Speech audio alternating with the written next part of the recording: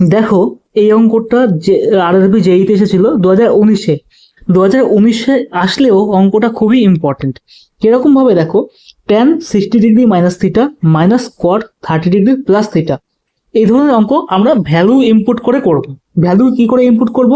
দেখো, যখন দুইখানা থিটা আছে, দুই জায়গায় থিটা আছে, থিটা কমন, তার থিটার মান অর্থাৎ থিটার মান কি থাকবে? ফিক্স থাকবে। থিটার মান কি থাকবে? ফিক্স থাকবে। এবার এখানে দেখো আমরা কোন কোন মানগুলো নিতে পারবো। তাহলে এই জায়গাটা একটু দেখো, যদি আমরা কোন কোন মানগুলো নিতে পারবো সেটা আগে দেখো, আর কোন কোন মানগুলোকে নিতে পারবো না।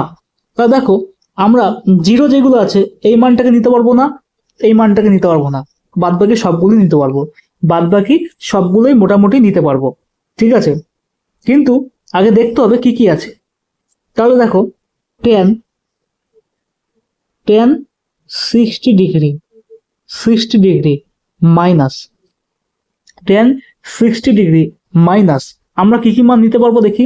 30 ডিগ্রি নিতে পারবো, 45 ডিগ্রি নিতে পারবো, 60 ডিগ্রি নিতে পারবো। তাহলে দেখো, 30 ডিগ্রি যদি করি, 30 ডিগ্রি যদি আমরা করি, অথবা 30 ডিগ্রি যদি আমরা করি, তাহলে আসলো কি, টেন 30 ডিগ্রি চলে আসলো, টেন 30 ডিগ্রি চলে আসলো। একইভাবে মাইনাস কট কট কি আছে এখানে? 30 ডিগ্রি আগে থেকেই আছে, আরো যদি 30 ডিগ্রি যোগ করি তাহলে কট 60 ডিগ্রি চলে আসলো। এবার ভ্যালুটা ইনপুট করে দিলাম, এবার মানটা বসাও। tan 30-র মান কত হচ্ছে? tan 30-র মান 1/√3। tan 30-র মান 1/√3 মাইনাস cot 60-র মান কত আছে? cot 60-র মান 1/√3, 1/√3। তাহলে আলটিমেটলি কি হলো? কেটে গেল, কেটে কেটে কি হলো? আলটিমেটলি শূন্য হলো। এটা হচ্ছে আমাদের অ্যান্সার, এটা হচ্ছে আমাদের অ্যান্সার। তাহলে আলটিমেটলি শূন্য হলো, শূন্য হচ্ছে আমাদের অ্যান্সার। এখানে ভ্যালু ইনপুট আরেকটাও করতে পারি, দেখাচ্ছি।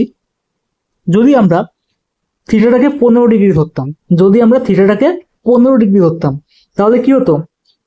tan 60 মাইনাস 15, তাহলে কত হলো? tan 45